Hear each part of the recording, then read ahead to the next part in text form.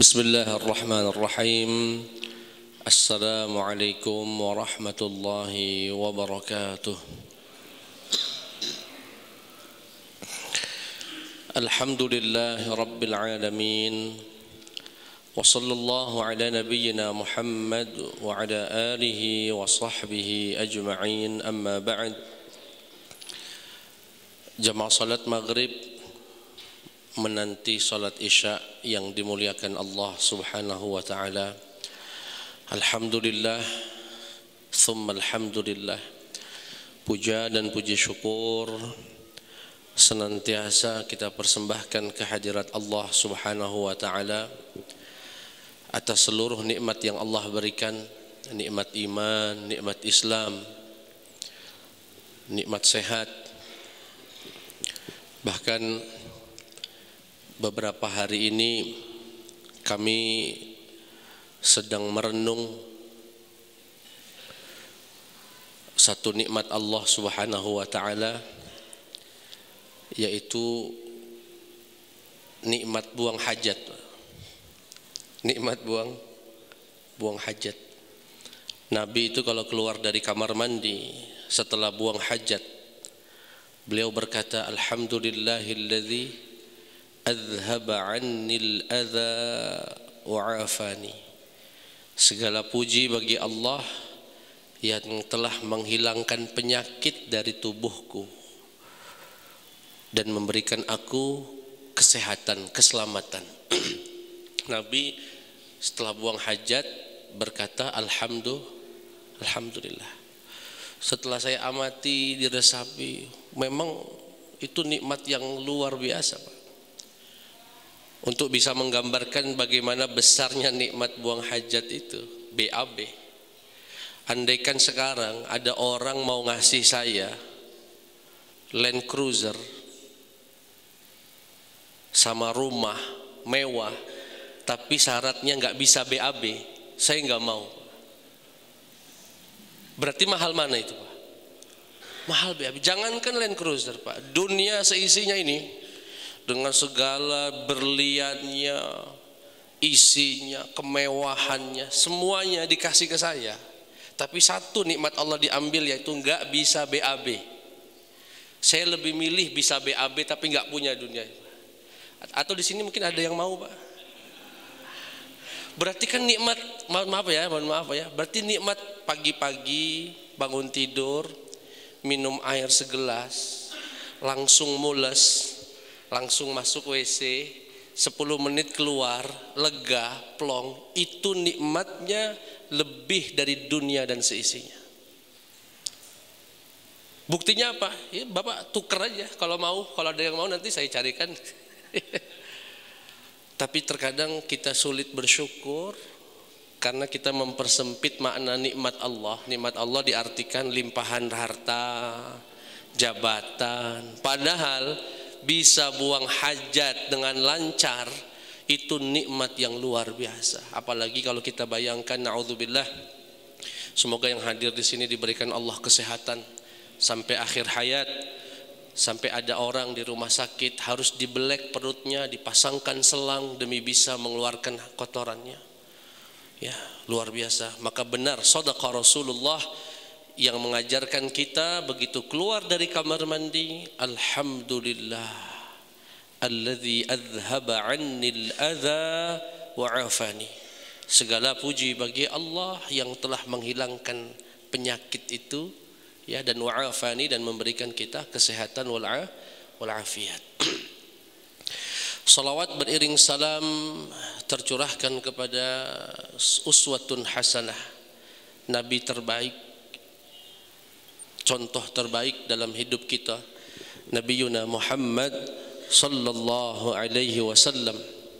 Semoga kita semua bisa mengamalkan, menghidupkan apa yang menjadi sunnahnya.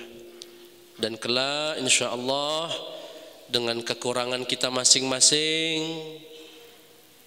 Allah izinkan kita untuk bisa hidup bersama Rasulullah sallallahu alaihi wasallam di surganya Allah. Amin ya rabbal alamin. Jamaah sekalian yang dimuliakan Allah Subhanahu wa taala. Malam hari ini kita akan sama-sama mempelajari hak dan adab seorang anak kepada kedua orang tua. Haknya orang tua dan adabnya seorang anak terhadap orang tua. Saking pentingnya adab kepada orang tua ini sampai nanti kita bagi dua. Jadi ada adab semasa mereka hidup, ya, dan hak-hak orang tua setelah mereka sudah meninggal dunia. Dan begitu tingginya derajat berbakti kepada orang tua itu sampai seringkali berbakti kepada orang tua disebutkan setelah perintah untuk mengesahkan Allah. Dalam surat An-Nisa misalnya, wa'budullaha wa la tusyriku bihi syai'an wa bil walidaini ihsana. Wa'budullaha, sembahlah Allah, wa la tusyriku bihi syai'a, jangan sekutukan Allah, wa bil walidaini ihsana, dan berbaktilah kepada kedua orang tua. Di surat Al-Isra yang masyhur, wa qada rabbuka alla ta'budu illa iyyah wa bil walidaini ihsana. Sama, menunjukkan begitu tingginya derajat berbakti kepada kedua orang tua. Nah, dalam kitab yang kita baca ini ada hak-hak orang tua yang kita sebagai anak, ya, berusaha untuk mewujudkannya baik semasa hidup ataupun nanti sesudah wafat. Yang pertama, ta'atuhuma fi ghairi ma'siyatillah. Wajib bagi seorang anak mentaati kedua orang tua selama tidak memerintahkan kita bermaksiat, ya. Fata'atul walidaini wajibatun 'alal muslim wa ma'siyatuhuma muharramah wa la yajuzu ma'siyatuhuma fi syai'in illa idza amara bisyirki aw bi ma'siyatillah. Wajib bagi seorang anak menaati seorang tua dan haram hukumnya bermaksiat kepada orang tua selama orang tua tidak memerintahkan kita untuk menyekutukan Allah atau sesuatu yang mengandung maksiat kepada Allah. Misal, ya, kalau orang tua sekedar nyuruh sholat, nyuruh berbuat baik dan sebagainya, kita taati. Tapi kita tahu orang tua mungkin agak ribut dengan istri kita misalnya, na'udzubillah. Tahu orang tua, pokoknya saya nggak mau lihat kamu kecuali kamu sudah cerai istri kamu. Na'udzubillah min dzalik. Yang semacam itu jangan ditaati, Pak. Selama masih tugas suami mendamaikan, mencari titik terangnya, ya, itu perintah untuk bermaksiat, mentalak istri jika tidak ada alasan yang dibenarkan dalam syariat. Allah berfirman, wa in jahadaka ala an tusyrika bima laysa laka bihi ilmun fala tuti'huma. Jika kedua orang tuamu berusaha keras untuk mengajakmu menyembah selain Allah, jangan kalian ikuti. Tapi apakah kemudian dimusuhi? Tidak. Wasahibhuma fid dunya ma'rufa. Tapi tetap pergauli keduanya di dunia ini dengan cara yang baik. Ada satu kaidah, dan ini diambil dari hadis Nabi Muhammad sallallahu alaihi wasallam. La ta'ata fi ma'siyatillah, atau dalam kaidahnya la ta'ata li makhluqin fi ma'siyatillah. Tidak ada ketaatan kepada siapapun selama ketaatan itu merupakan maksiat kepada Allah Subhanahu wa taala. Ya. Tidak boleh orang tua nyuruh kita pinjam riba misalnya. Enggak boleh ditaati. Berikan nasihat, "Pak, Ma, aku ini pernah ngaji, ya. saran papa, saran mama, saran bapak, saran ibu barusan itu mengandung riba, mah tidak boleh. Sampaikan dengan cara yang baik dan jangan ditaati. Yang berikutnya ya, adalah tawadhu' lahuma, rendah hati kepada orang tua. Sepinter apapun kita, setinggi apapun jabatan kita di luar rumah, kalau sudah di hadapan orang tua, kita tetaplah anak. Tetaplah anak. Bahkan ada satu kalimat saya pernah membaca, sehebat-hebatnya seorang anak di luar, dia tetap anak kecil di mata orang tuanya, ibunya. Saya nih sebulan sekali pulang dari Palembang ke Lampung, nengok orang tua, diperlakukan kayak anak kecil, Pak. Jangan lupa makan, kata ibu. Bayangkan Pak, ya bukan ini ya, dosen masih diingetin jangan lupa makan, jangan lupa, jangan malam-malam tidurnya. Serasa masih kecil dulu, masih SD dulu. Padahal kita sudah tua, udah punya anak, sudah. Tapi begitulah ya tabiat naturalnya ya orang tua kepada. Jadi jangan pernah menganggap hebat diri kita di hadapan orang tua. Yang menarik Bapak Ibu yang dirahmati Allah Subhanahu wa taala, ayat di dalam Al-Qur'an yang memerintahkan kita untuk tawadhu', untuk rendah hati, itu indah sekali. Wakhfid lahuma, kata Allah, wakhfid lahuma janahadz dzulli minar rahmati wa qur rabbirhamhuma kama rabbayani shaghira. Kata Allah, turunkan sayapmu di hadapan orang tuamu. Turunkan sayapmu. Maksud turunkan sayap sini artinya rendah hatilah di hadapan orang tua. Tetapi mengapa Allah memilih diksi kata sayap? Kata Allah, turunkan sayapmu. Setelah diamati sayap itu Pak, kalau dikepakkan ke bawah, si pemilik sayap kemana Pak? Ke atas, meninggi. Artinya burung itu semakin dia mengepak ke bawah, akan semakin. Allah sengaja memilih diksi kata itu ingin memberikan pesan kepada kita,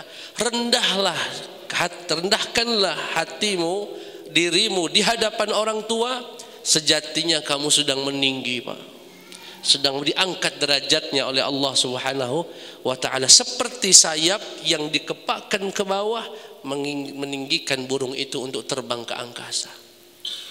Nah, ini ya, salah satu ya, keindahan dari lafaz Al-Quran yang mengisyaratkan semakin kita rendah kepada orang tua, sebetulnya makin tinggi kita. Nah, bentuk ketawaduannya itu bagaimana?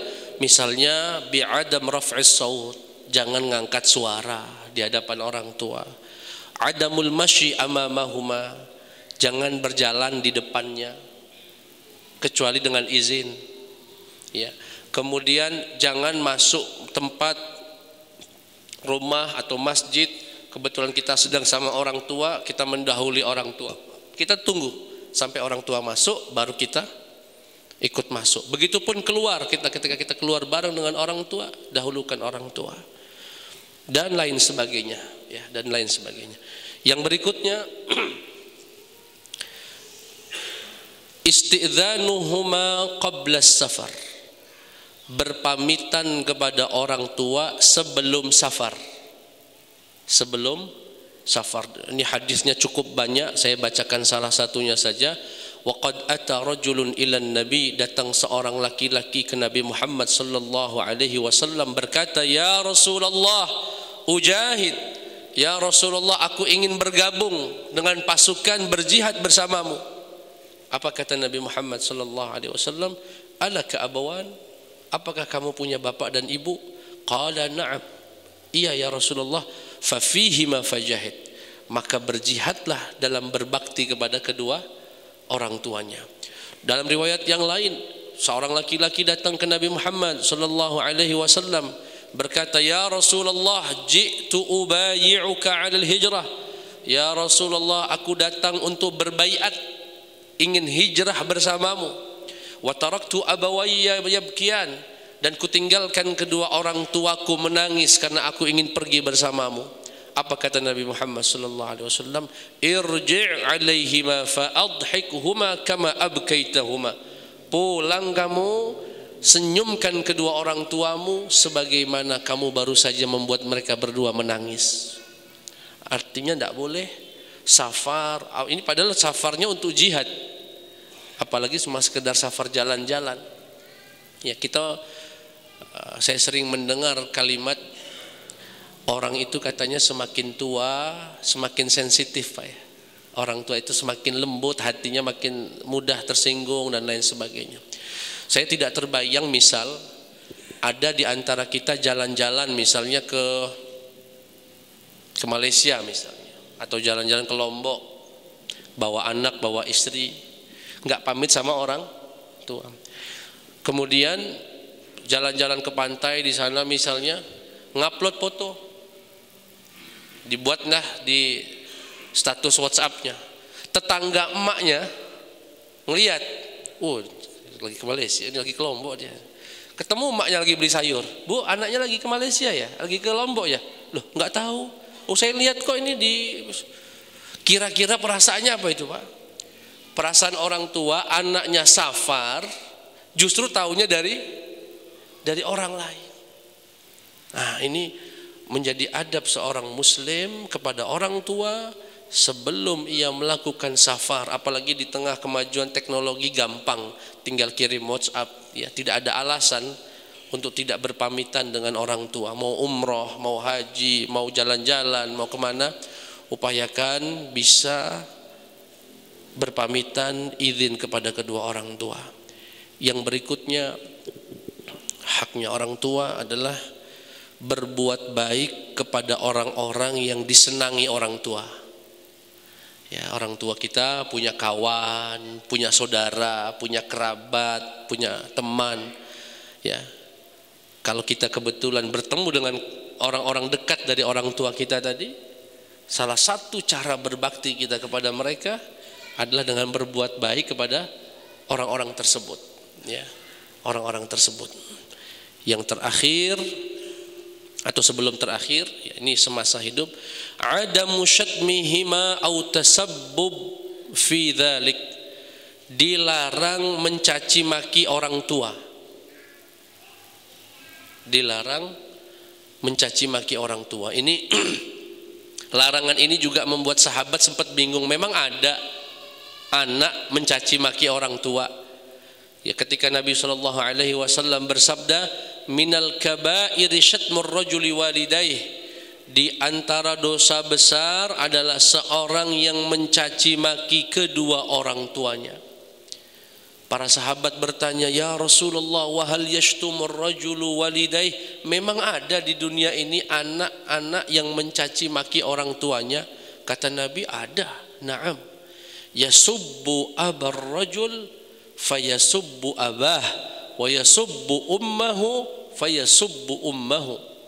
Kata Nabi, bukan langsung kita naudzubillah mencaci maki orang tua, tapi karena kita mencaci maki orang tuanya saudara kita, teman kita, tetangga kita, orang lain, akhirnya orang itu mencaci maki orang tua kita. Yang biasanya kalau di anak-anak bujang lah, Pak ya, pernah kita masa-masa gitu ke teman-teman ngomong, bapak lo hitam amat misalnya, bapak lo yang hitamnya. Nah, dibalas kan akhirnya dia mencaci maki orang tua kita. Sampai dulu kalau seingat saya di SD SMP itu malu nama orang tua itu ketahuan sama temennya, karena bisa jadi bahan bulian nantinya, ejekan, ya kan. Nah, itu yang dimaksud Nabi Muhammad SAW. Jangan biasakan bercanda dengan membawa-bawa orang tua, karena akibatnya orang tua kita nanti yang akan dicaci maki. Yang berikutnya, mengedepankan ibu terhadap bapak. Mengedepankan ibu terhadap bapak. Tapi ini jangan disalahpahami, Pak ya. Saya coba akan berikan tafsiran yang tepat. Suatu ketika Nabi Muhammad SAW ditanya oleh seseorang, Ya Rasulullah, man ahaqqun nasi bihusni sahabati? Siapa sih orang yang paling berhak saya berbuat baik kepadanya? Kata Rasulullah, ummuka, ibumu, emakmu. Siapa lagi ya Rasulullah? Ibumu. Siapa lagi ya Rasulullah? Ibumu. Kemudian siapa lagi ya Rasulullah? Bapakmu.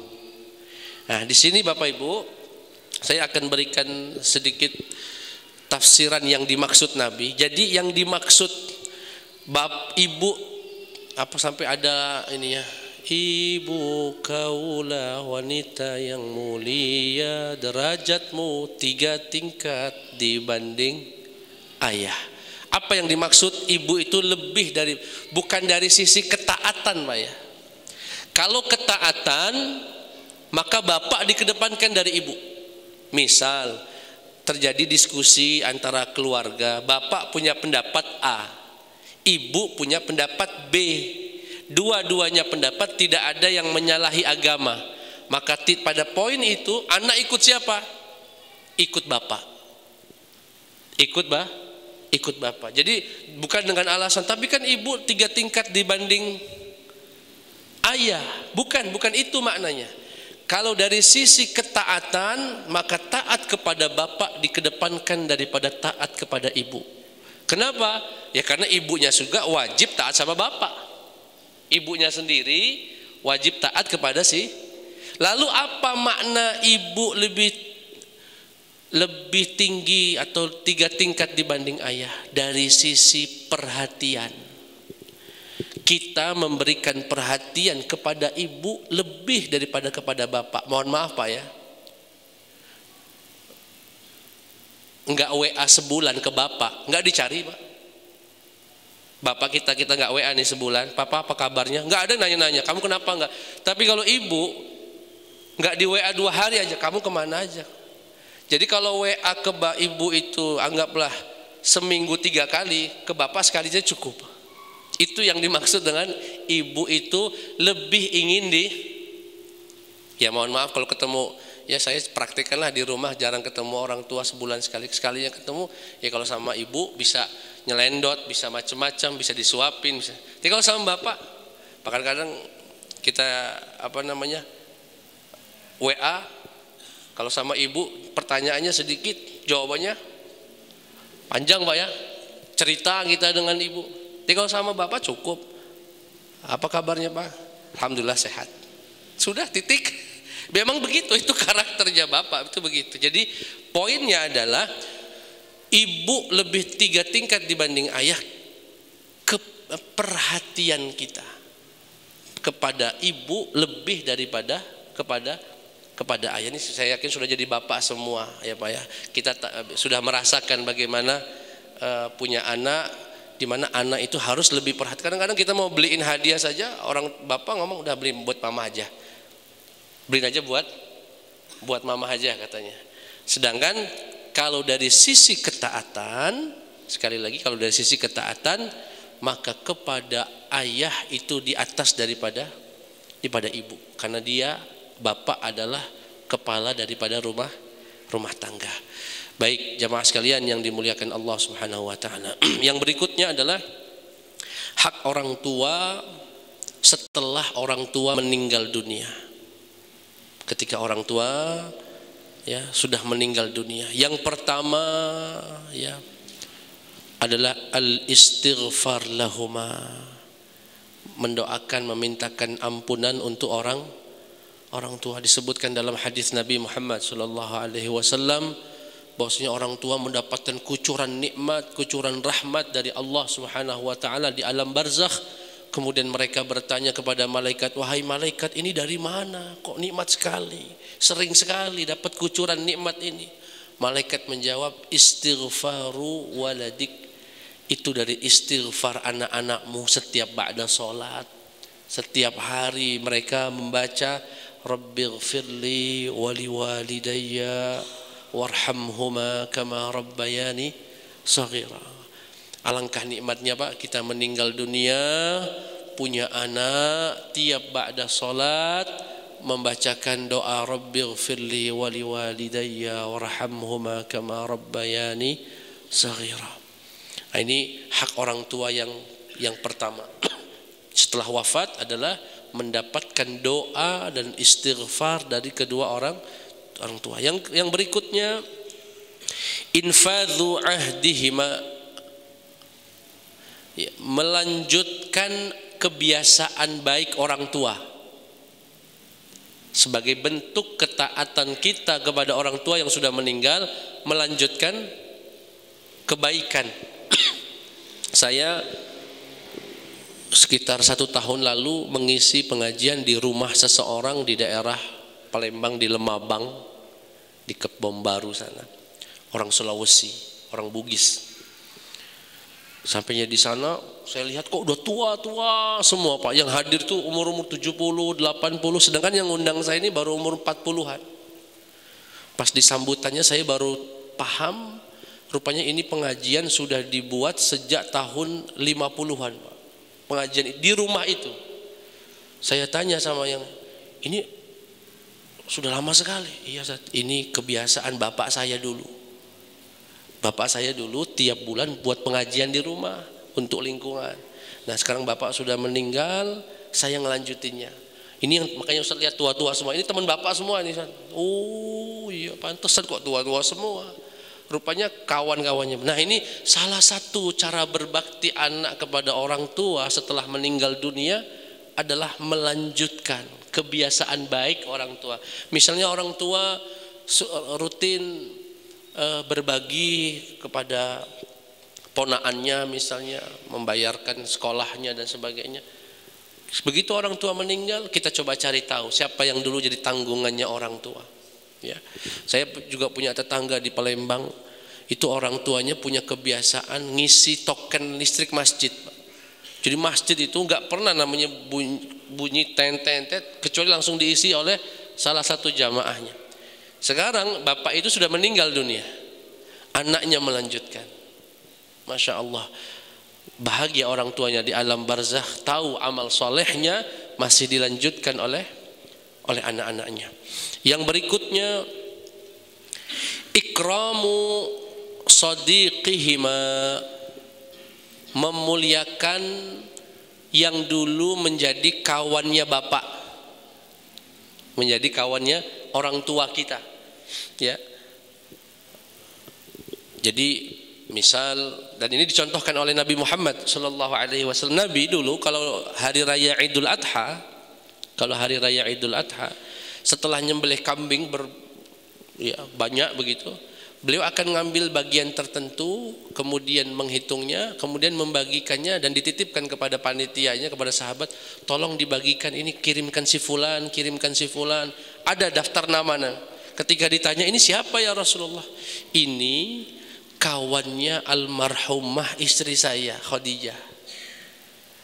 Kawannya istri saya almarhumah istri. Artinya Nabi masih menjalin, ya, berbuat baik kepada orang-orang yang dulu punya kerabat, punya hubungan, punya silaturahim dengan orang yang sudah meninggal dunia. Nah kita kalau punya orang tua, kemudian orang tua kita dulu punya kawannya masih ada dan kita tahu di mana tempatnya, kita lagi ada rizki, salah satu cara berbakti kepada orang tua, berbuat baik kepada kawan-kawan bapak kita tadi. Di sini bahkan ada cerita yang luar biasa dari sahabat Nabi, sahabat Ibnu Umar. Dikatakan waqad laqiya Ibnu Umar a'rabiyan bi tariqi Makkah fasallama alaihi Ibnu Umar wa hamalahu ala himarin kana yarkabuhu wa a'tahu imamatan kanat ala ra'sihi faqala Ibnu Dinar faqulna lahu aslahaka Allah innahumul a'rab wa innahum yardawna bil yasir faqala Ibnu Umar inna aba hadza kana wuddan li Umar ibn al-Khattab. Jadi ada seorang sahabat Nabi namanya Abdullah bin Umar, anaknya Umar bin Khattab. Ketika sahabat Umar bin Khattab sudah meninggal dunia, Ibnu Umar ini, si anaknya sahabat Umar, dipanggilnya Ibnu Umar. sedang berjalan sama murid-muridnya, ketemu ada orang Arab Badui lagi perjalanan menuju Mekah, bawa barang banyak tapi jalan kaki. Dilihat sama sahabat Ibnu Umar tadi, Pak, sini Pak, naik onta saya saja. Dinaikkanlah ke ontanya dengan barang-barangnya, dan tidak sekedar itu, imamah itu yang dilinting di kepala sebagai tanda dulu di sahabat Nabi suka pakai imamah, dilepas, peci lah kalau kita hari ini, dipakaikan ke kepala si orang kampung Badui tadi. Murid-muridnya sahabat Ibnu Umar semacam menegur atau memberitahu, wahai guru, alangkah, kalau bahasa orang Palembangnya, alangkah nemennya, alangkah banyak amat, ini orang kampung, kasih sedikit aja cukup, ini sampai dikasih ontanya, dikasih pecinya. Apa jawaban sahabat Ibnu Umar? Kamu tahu enggak, bapaknya orang ini dulu temennya bapak saya. Bapaknya orang kampung dulu temennya bapak saya, dan saya pernah mendengar Nabi Muhammad sallallahu alaihi wasallam bersabda, inna abarral birri silatul waladi ahla wuddi abihi ba'da an yuwallah. Di antara perbuatan bakti yang paling afdal adalah seorang anak yang berbuat baik kepada orang-orang yang dulu punya hubungan dengan orang tuanya setelah orang tuanya meninggal dunia. Artinya kita berbuat baik kepada orang bisa jadi lantarannya adalah karena ini dulu temannya bapak kita atau ibu kita. Nah, cuma yang menjadi PR adalah seringkali terputus, Pak ya. Wong tua lagi. Orang tuanya meninggal, ya sudah, generasinya sudah ganti semua. Kesalahannya di mana? Dari beberapa, bisa jadi orang tuanya yang tidak memperkenalkan ke anak. Kalau lagi tamunya datang, anak suruh masuk. Atau di dalam anaknya nggak disuruh. PR kita adalah suruh anak keluar dari kamarnya, kenalkan ini teman bapak, ini teman ibu, dan sebagainya. Atau yang kedua, anaknya yang cuek, yang nggak mau dipanggil, nggak malu lah, ujung-ujungnya nggak tahu siapa yang menjadi kawan dan sahabat daripada orang tua kita. Sekali lagi, salah satu berbakti kepada orang tua adalah berbuat baik kepada orang-orang yang dulu punya hubungan kerabatan, sahabat, silaturahim dengan orang tua kita. Yang terakhir, silaturahim allati la tusal illa bihima, menjalin silaturahim dengan saudara-saudara orang tua, ya maksudnya paman, ya bibinya. Bahkan alhamdulillah kalau di lingkungan kita ini, terutama di Sumatera, masih ada budaya kalau lagi ada hajatan pernikahan, biasanya kerabat bapak atau ibu yang paling tua yang menjadi mewakili keluarga kita, itu memposisikan mereka sebagai orang tua kita setelah orang tua sudah tidak ada. Itu cara berbakti sama Allah, sama orang tua setelah orang tua meninggal dunia. Ya, ini budaya yang ketaatan kepada Allah dan Rasulnya yang dibungkus dengan kemasan budaya. Itu bagus sekali itu, Pak ya. Jadi kalau saya masih sering lah kalau hadir, mungkin Bapak juga ya menyempatkan kalau lagi ada sambutan di acara pernikahan, itu biasanya yang mewakili keluarga besar adalah orang yang dituakan di keluarganya, yang statusnya adalah mamangnya, uaknya, adik dari istri bapak, panjang itu silsilahnya. Itu semua demi menjaga silaturahim. Kata Nabi Muhammad sallallahu alaihi wasallam, man ahabba an yasila abahu fi qabrih, barang siapa yang ingin menjalin silaturahim dengan orang tuanya di dalam kubur, artinya sudah meninggal orang tuanya, fal yasil ikhwana abihi min ba'dih, maka jalinlah silaturahim dengan saudara-saudara bapaknya setelah bapaknya meninggal dunia. Artinya kalau kita masih pengen punya koneksi dengan bapak di kubur, karena sekarang sudah tidak bisa lagi beliau dikubur kita di dunia, maka wasilahnya adalah dengan berbuat baik, bersilaturahim dengan kerabat. Dulu misalnya saat lebaran sering kita silaturahim ke rumah mamang, rumah uwa. Begitu orang tua meninggal nggak pernah datang lagi. Nah ini salah. Ya tetap disilaturahimi, tetap disambung silaturahimnya sebagai bentuk ketaatan kita kepada orang tua. Jamaah sekalian, itulah yang bisa kami sampaikan. Jika ada yang ingin ditanyakan, dipersilahkan. Ya. Ya, silakan. Waalaikumsalam.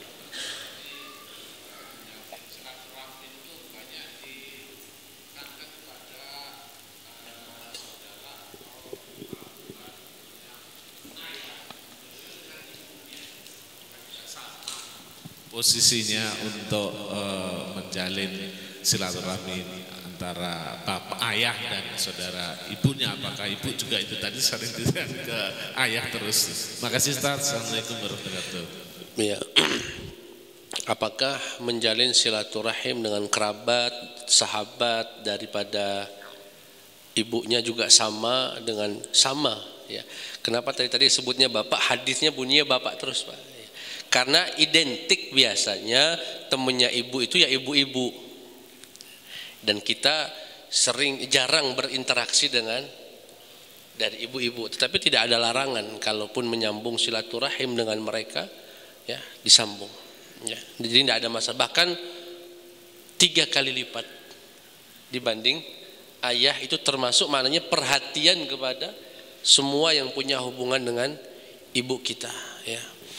Baik, mungkin ada yang silakan.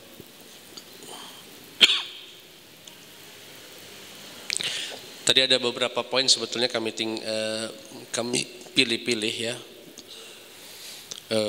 Di antaranya yang kami tinggalkan tadi karena sudah tercakup ya, tapi boleh dirincikan, termasuk linul kalam, yakni berkata lembut kepada kepada orang tua. Fala taqul lahuma uff wala tanharhuma wa qul lahuma qawlan karima. Yani jangan kau katakan uff pada orang tua. Ya, artinya kalau ada orang tua merintah atau manggil atau apa, jangan sekali-kali mengelak dengan kata-kata yang menyakiti hati mereka. Baik, masih ada Pak? Boleh.